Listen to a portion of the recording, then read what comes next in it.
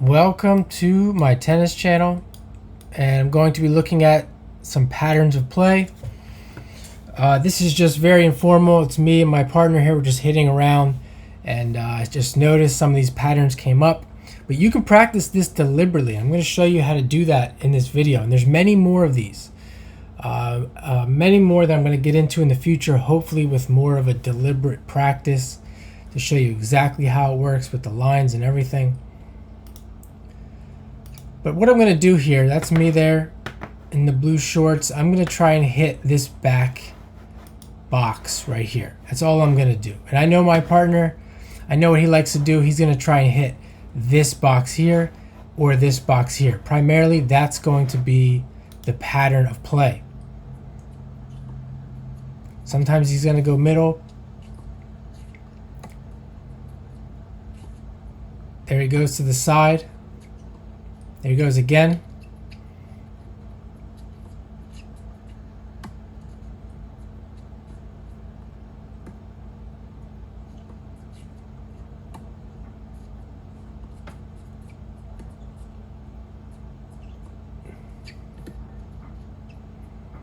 And then I get lucky there with kind of a mishit winner. So let's back this up here. You can do it this way, where there's some free or open decisions where it doesn't have to be to these two targets. But you can also do it in a way that we'll say, call me player A. Player A only tries to go to this back target, and player B only tries to go to these side targets. And they don't have to be hit aggressively. That's the thing. And you'll see how this works. Even in this point, you could say my partner's hitting too hard. See if we can get a good one. Because this can be used as you call it a practice, but it's also tennis development. This is how, even that one there, it's a little bit too aggressive. Stay with me, I'm going to get into a little bit of that as well. But this is how you develop your strokes. This is how you develop your game in a game-based situation. This is the pattern. These three spots right here.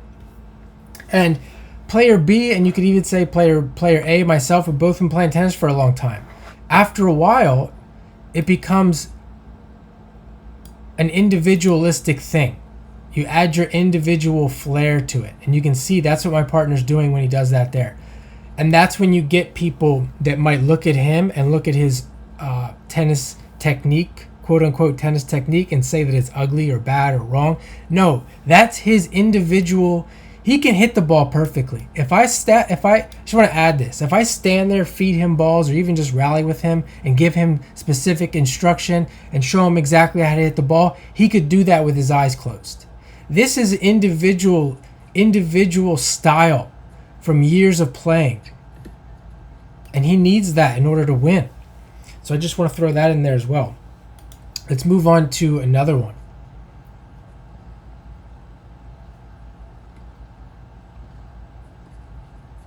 So it looks like I might be doing the same thing here.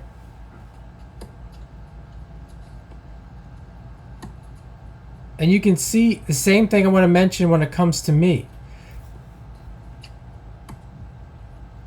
You can see not all my balls look the same. And you can do whatever you want. And the main thing here is 99% of people watching this, 99% of tennis players around the world can play with that target. They can hit slices, they can hit high, they can hit spins. It doesn't need to be perfect because chances are their partner isn't that good. When I say my partner isn't that good, I'm talking about up to a quote unquote 5-0 level. They're not, you can see here my partner. Just call him a 4-5. 4-0, 4-5, 5-0, whatever. And see how I play with the target. And I still draw the error. So another thing you can do here, as I mentioned, these targets here for this pattern, you can do the same thing where one player is hitting to this back middle. And then when he's ready, player B, he can go for the corner. So we're looking at three primary targets again. Back, and then just this corner. You can isolate and make it just this corner. You can make it both corners.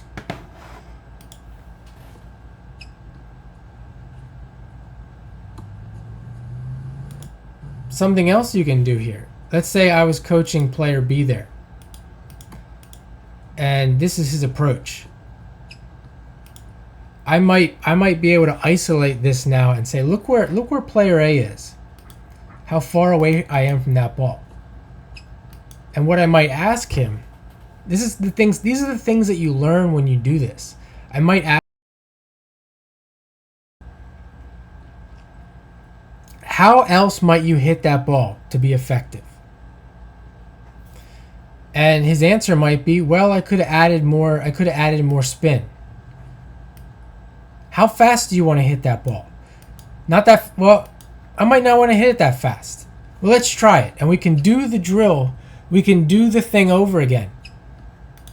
And see, and he can play the way he's answering his questions and see if it works. And he might see that I'll get the ball, but I give him a shorter ball or an easier ball, whatever you want to call it, on the next one.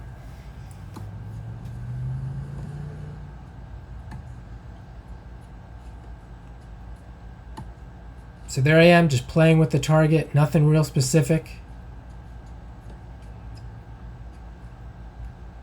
Same thing there. I might ask him some more questions.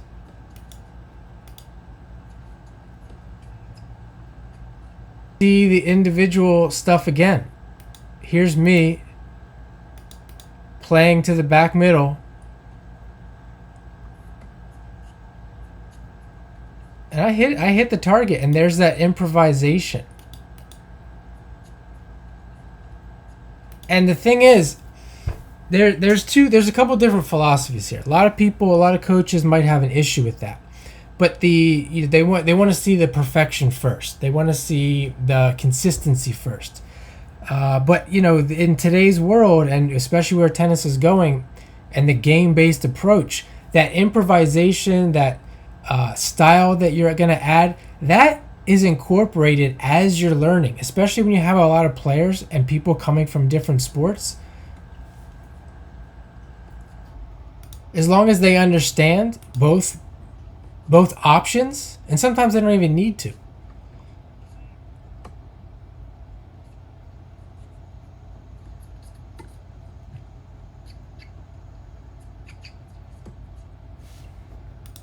So we can back it up here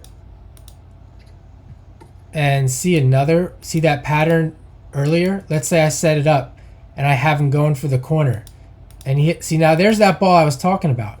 You see him, he did exactly what I almost as if I asked him the question through the video. And you can see the effect. I'm able to get it, but I do drop it short. And then he comes to the net, and it throws me into this passing situation. So we can set it up that way too. Where the player, we have our three targets. When he hits that corner, I'm probably gonna, let's say, drop it short, hit it somewhere else.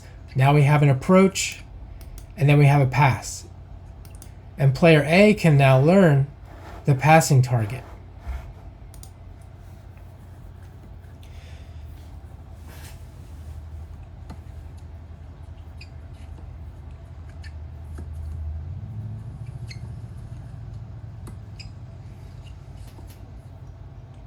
Same thing there. We can have another approach here where we have, let's say, player B over there is hitting to the back middle, and I'm now playing side to side to these corner targets. When he gets a ball he likes, moving to his right or his left, now he has a second target, and that's the corner.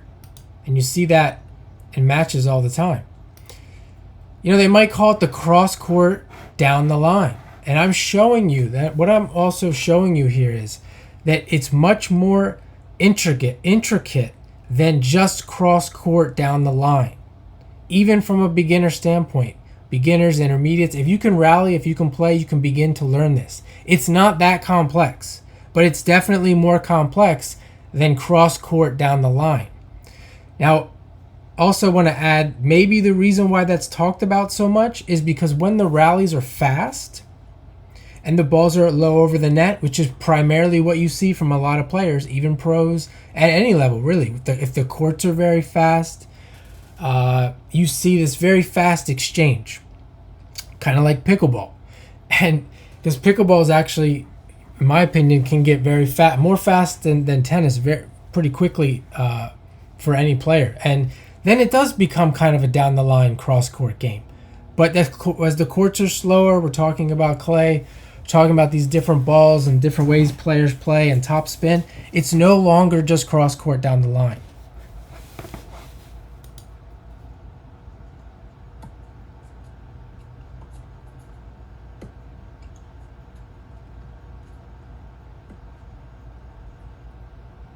And there you can see me doing the same thing.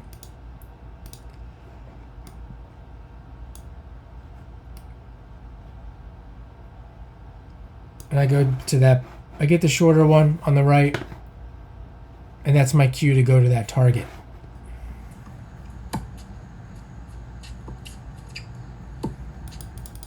So here we have a different look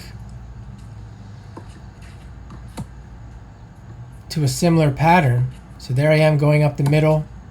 He kind of goes to my left. He starts slicing.